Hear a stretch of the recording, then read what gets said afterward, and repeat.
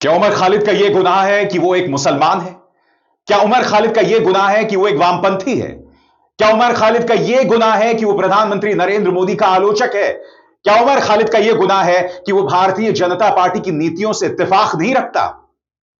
खबर आपके सामने दोस्तों, दिल्ली हाई कोर्ट ने उमर खालिद की बेल एप्लीकेशन को रद्द कर दिया है दोस्तों। और सिर्फ उमर खालिद ने नहीं, इन नामों पर गौर कीजिए। उमर खालिद के अलावा शर्जील इमाम, अतर खान, अब्दुल खालिद सैफी, गुलफिशा फातिमा, मीरान हैदर, शिफा उर रहमान, मोहम्मद सलीम खान, शादाब अहमद, ये सब लोग करीब 4.5 साल से, जी हां सही सुना आपने, 4.5 साल से जेल में कैद हैं दिल्ली दंगों के मामलों में। 4.5 साल से अब तक चार्जशीट दाखिल नहीं की गई। 700 गवाह दिल्ली पुलिस पेश करने की बात कर रही है, उनका क्या गुनाह है यह तक स्पष्ट नहीं हुआ, मगर अब भी वो लोग 4.5 साल से जेल में हैं। मैं आपको दो चीजें याद दिलाना चाहूंगा दोस्तों। जिरह के दौरान यानी बहस के दौरान क्या हुआ था, दिल्ली हाईकोर्ट ने खुद दिल्ली पुलिस से कहा था कि आप ये कह रहे हैं कि 700 गवाह हम पेश कर रहे हैं, यह कानूनी कार्रवाई कब तक चलती रहेगी, ऐसा दिल्ली हाईकोर्ट ने कहा था। और बात वहां नहीं रुकती, यह कोर्ट का अपना उसूल है कि bail is the rule, jail is the exception, यानी कि हर मामले में बेल जो है वो नियम होना चाहिए और जेल अपवाद। मगर उमर खालिद के मामले में, शर्जील इमाम के मामले में, गुलफिशा के मामले में, मीरान हैदर के मामले में यह सब कुछ पलट दिया गया है। मगर मैं आपसे एक सवाल पूछना चाहता हूं, यह वो उमर खालिद है जिसके बयान वायरल हैं, जिसमें वो संविधान की कसम खा रहा था, तो क्या मौजूदा दौर में संविधान की कसम खाकर अपनी बात रखना गुनाह है? और सबसे बड़ी बात याद कीजिएगा, जब यह मामला सामने आया था तब दिल्ली पुलिस ने अदालत में क्या कहा था। दिल्ली पुलिस से पूछा गया था अदालत में कि आप उमर खालिद की जिस बयान की बात कर रहे हैं वो बयान आपको कहां से मिला। आप जानते हैं दिल्ली पुलिस ने क्या कहा था? दिल्ली पुलिस ने कहा था यह बयान हमें रिपब्लिक न्यूज से मिला था। और आप जानते हैं रिपब्लिक न्यूज को बयान कहां से मिला था? इन्होंने खुद यह बयान रिकॉर्ड नहीं किया था, उन्हें यह बयान भारतीय जनता पार्टी नेता अमित मालवीय से मिला था। यह थी बुनियाद, और इस बुनियाद के आधार पर 700 गवाह पेश किए जाते हैं। उमर खालिद, शर्जील इमाम पिछले 5 सालों से जेल में हैं। इसीलिए मैंने कार्यक्रम की शुरुआत में पूछा कि क्या उनका गुनाह यह है कि वो मुसलमान हैं। और सबसे बड़ी बात, इन दो चेहरों पर गौर कीजिएगा, अनुराग ठाकुर, कपिल मिश्रा, दोनों जहरीले नेता, जहरीले बयान देते हैं। और कपिल मिश्रा की बात करूं दोस्तों, यह वो शख्स है जो आज दिल्ली सरकार में मंत्री है। हाल ही में दिल्ली की राउज एवेन्यू अदालत ने इनकी तमाम अपीलों को खारिज कर दिया था। मामला था इनके भड़काऊ बयानों को लेकर, मामला था शाहीन बाग को बदनाम करने को लेकर। राउज एवेन्यू अदालत दिल्ली पुलिस को लताड़ लगा रही है कि इस व्यक्ति के मामले में आप इतने ढीले क्यों हैं। और यह वो व्यक्ति है जिसने दिल्ली दंगों से ठीक पहले पुलिस की मौजूदगी में क्या कहा था, आपको याद है? कहा था कि आज तो डोनाल्ड ट्रंप है इसलिए हम वापस जा रहे हैं, कल दिल्ली पुलिस भी हमें नहीं रोक पाएगी। और उसके बाद क्या हुआ? उसके बाद दिल्ली में दंगे शुरू हो गए। याद कीजिएगा दोस्तों, इंडियन एक्सप्रेस की एक रिपोर्ट थी। इंडियन एक्सप्रेस की रिपोर्ट में यह भी आया था कि दिल्ली दंगों से ठीक पहले कपिल मिश्रा के बयान जो हैं वो व्हाट्सएप में सर्कुलेट हो रहे थे। सही सुना आपने, और वो भड़काने की वजह बने। याद है आपको क्या कहा था कपिल मिश्रा ने? फिर से सुनिए। दिल्ली में आग लगी रहे, ये यही चाहते हैं, इसीलिए इन्होंने रास्ते बंद किए, इसीलिए दंगे जैसा माहौल बना रहे हैं। हमारी तरफ से एक भी पत्थर नहीं चलाए। डीसीपी साहब हमारे सामने खड़े हैं। मैं आप सबके बिहाफ पे ये बात कह रहा हूँ, ट्रंप के जाने तक तो हम शांति से जा रहे हैं, लेकिन उसके बाद हम आपकी भी नहीं सुनेंगे अगर रास्ते खाली नहीं हुए तो। ठीक है, आज जब तक रास्ता खाली करवा रहे हैं, ट्रंप के जाने तक आप जाफराबाद और चांदबाग खाली करवा लीजिए, ऐसी आपसे विनती कर रहे हैं। उसके बाद हमें रोड पे आना पड़ेगा। और अनुराग ठाकुर, उनका वो महान बयान दिल्ली के चुनावों के दौरान, सुना जाए। गद्दारों को गोली मारो, देश के गद्दारों को पीछे तक आवाज आनी चाहिए, गिरिराज जी को सुनाई दे। देश के गद्दारों को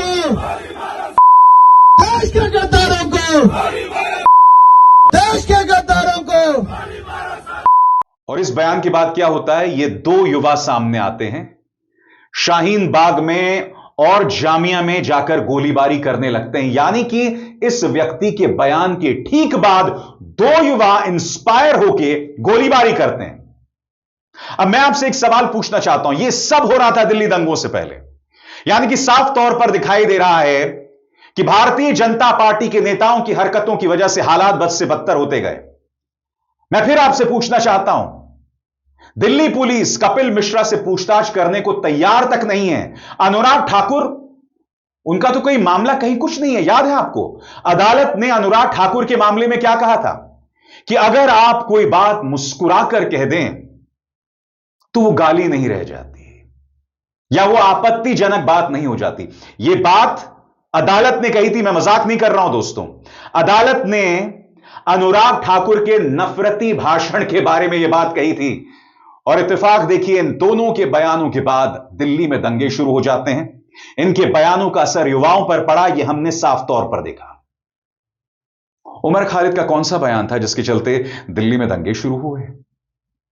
यह सवाल पूछा जाएगा ना, इसलिए मैंने कहा, क्या उनका गुनाह यह है कि वो एक मुसलमान हैं, एक वामपंथी हैं और प्रधानमंत्री के आलोचक हैं? सबसे बड़ी बात मैं आपको बतलाना चाहूंगा, इस मामले में खुद दिल्ली हाईकोर्ट के क्या तेवर रहे हैं। जी हां, अगर आप दिल्ली हाईकोर्ट के ऑब्जर्वेशंस पर गौर करेंगे तो आज ये जो फैसला सुनाया गया है ना, वो हजम नहीं होता है। मैं आपको बताता हूं दिल्ली हाईकोर्ट ने, सम्मानित दिल्ली हाईकोर्ट ने इस मामले में क्या क्या कहा। एक एक शब्द पर गौर कीजिएगा, इसीलिए आज का यह फैसला आपको कचोटता है, आज का यह फैसला सवाल खड़े करता है। आपकी स्क्रीन पर दिल्ली हाईकोर्ट ने उमर खालिद के केस में साफ कहा कि गवाहों की संख्या बहुत ज्यादा है, करीब 700 गवाह। कोर्ट ने सवाल उठाया कि इतने गवाहों की गवाही लेने में सालों लग जाएंगे, तो क्या तब तक आरोपी को जेल में रखा जाएगा? सबसे पहली बात, गवाहों पर कोर्ट की टिप्पणी, केस में लगभग 700 गवाह दर्ज हैं। कोर्ट ने कहा इतने बड़े मुकदमे में ट्रायल लंबा चलेगा, ऐसे में सोचना पड़ेगा कि किसी को सालों तक बिना फैसले के जेल में रखना कितना जायज है। हिरासत की अवधि पर सवाल उठा और वो सवाल क्या था? सुप्रीम कोर्ट का सिद्धांत है कि जमानत नियम है, जेल अपवाद। हाईकोर्ट ने इसी का हवाला देकर पूछा था कि जब फैसला सालों तक नहीं आ सकता तो इतनी लंबी कैद को कैसे सही ठहराया जा सकता है? उमर खालिद सितंबर 2020 से जेल में है, यानी 1700 दिन, 4.5 साल से ज्यादा बिना ट्रायल पूरा हुए और बिना सजा पाए। बेल यानी जमानत से जुड़ी बहस, बचाव पक्ष का कहना है कि सिर्फ इसलिए कि सरकार ने सैकड़ों गवाह खड़े कर दिए, आरोपी को सालों जेल में रखना न्याय और इंसाफ के खिलाफ है।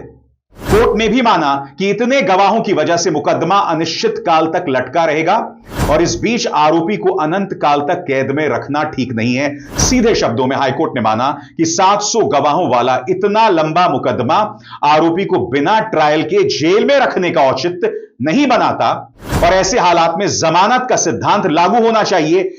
और आगे बढ़ने से पहले एक जरूरी संदेश, मेरे कार्यक्रमों के लिए आप नोटिफिकेशन का इंतजार मत कीजिए, मेरे चैनल में जाइए और खुद जाकर कार्यक्रम देखिए और रहिए अपडेटेड।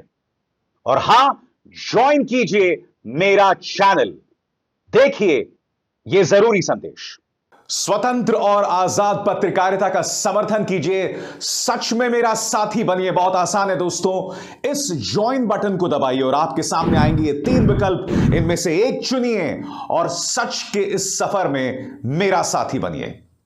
सम्मानित दिल्ली हाईकोर्ट ने यह बात जिरह के दौरान कही, तो बहस के दौरान जो बात कही गई और ये जो फैसला आया है, इस बीच में क्या हो गया मैं जानना चाहता हूं। मैं बहुत तथ्यों के आधार पर और सरल अंदाज में आपके सामने बात रख रहा हूं। सबसे बड़ी बात, दिल्ली हाईकोर्ट के जो जजेस हैं उन्हें मालूम होना चाहिए कि ये दो नेता लगातार भड़काऊ बयान देते रहे, अनुराग ठाकुर और कपिल मिश्रा, और इन्हें इनाम दिया गया मंत्री पद के तौर पर। यह भारतीय जनता पार्टी का सिद्धांत है, जो जितना ज्यादा मुसलमानों के खिलाफ जहर उगलेगा उसे उतना ज्यादा इनाम दिया जाएगा। सबसे बड़ी बात, शाहीन बाग आंदोलन के दौरान दिल्ली चुनाव चल रहे थे, याद कीजिएगा, स्वयं देश के गृह मंत्री अमित शाह ने क्या कहा था कि बाबरपुर में बटन दबाओ, करंट लगे शाहीन बाग को। इस तरह से शाहीन बाग को बदनाम किया जा रहा था। आपके स्क्रीन पर प्रवेश साहिब सिंह वर्मा, दिल्ली सरकार में एक और महानुभव, इन्होंने तो यह तक कहा था कि शाहीन बाग के लोग आपके घरों में घुसकर आपकी बहू बेटियों के साथ बलात्कार करेंगे। यह बयान था इस शख्स का। लगातार भड़काऊ बयान देते रहे जिसका कोई तर्क नहीं, कोई तथ्य नहीं, कोई जमीन नहीं, मगर इनमें से दिल्ली पुलिस ने किसी से पूछताछ नहीं की। इसलिए मैं आज आपसे पूछ रहा हूं, कोई जवाबदेही नहीं है क्या? और जैसे मैंने कहा, क्या उमर खालिद का गुनाह यह कि वो मुसलमान ऊपर से वामपंथी है? और दोस्तों, जहां तक वामपंथ की बात है, आप जानते हैं इस सरकार को जबरदस्त चिढ़ है हर उस शख्स से जो एक वामपंथी है। हर वो शख्स जो सवाल उठाता है उसे वामपंथी बता दिया जाता है। मसलन मुझे वामपंथी कहा जाता है। मेरा वामपंथ से दूर दूर तक नाता नहीं है। और मैं आपको इससे जुड़ी एक और मिसाल देना चाहता हूं। न्यूज क्लिक, याद कीजिएगा, ईडी ने परेशान किया, ईडी ने रेड मारी, इनकम टैक्स ने रेड मारी और फिर एंटी टेरर सेल ने रेड मारी। और उस वक्त चीन का नाम लेकर प्रबीर पुरकायस्थ को जेल में डाल दिया गया आतंकवाद के आरोप में। यह मामला इतना वाहियात था, कुछ दिनों बाद प्रबीर पुरकायस्थ रिहा कर दिए गए सुप्रीम कोर्ट के आदेश के बाद। मगर उससे हुआ क्या? न्यूज क्लिक पर इतने केसेस ठोक दिए गए, उनके बैंक खाते फ्रीज कर दिए गए कि आप जानते हैं न्यूज क्लिक ने दर्जनों लोगों को नौकरियां दी थी। मैं तो महज एक कंट्रीब्यूटर था, मैं उनकी नौकरी नहीं किया करता था और ना मैं वामपंथी हूं।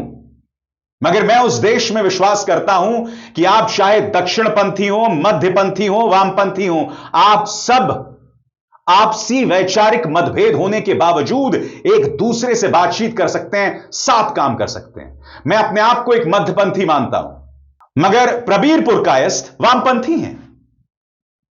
आज न्यूज क्लिक, जिससे दर्जनों लोग जुड़े थे, वो सड़कों पर हैं दोस्तों, क्योंकि न्यूज क्लिक उन सबको रोजी रोटी दिया करता था। न्यूज क्लिक को बंद कर दिया गया, वाहियात इनकम टैक्स के केसेस उन पर थोप दिए गए। नतीजा आपके सामने, वो संस्था बंद। जो लोग न्यूज क्लिक में रोजी रोटी कमा रहे थे, आज वो सड़कों पर हैं। 2 जून की रोटी कमाना उनके लिए मुश्किल पड़ रहा है। इसीलिए मैंने कार्यक्रम की शुरुआत में कहा कि क्या उमर खालिद का गुनाह यह है कि वो एक मुसलमान है, ऊपर से वामपंथी? बहुत बड़ी त्रासदी है दोस्तों जो हो रहा है इस वक्त उमर खालिद के साथ और उन तमाम लोगों के साथ जो इस वक्त जेल के अंदर बंद हैं। 5 साल बगैर ट्रायल के, 5 साल बगैर सख्त सबूत के। यह बात समझ के परे है दोस्तों। इसीलिए कहते हैं प्रक्रिया ही सजा है, प्रोसेस इज द पनिशमेंट। यही हो रहा है।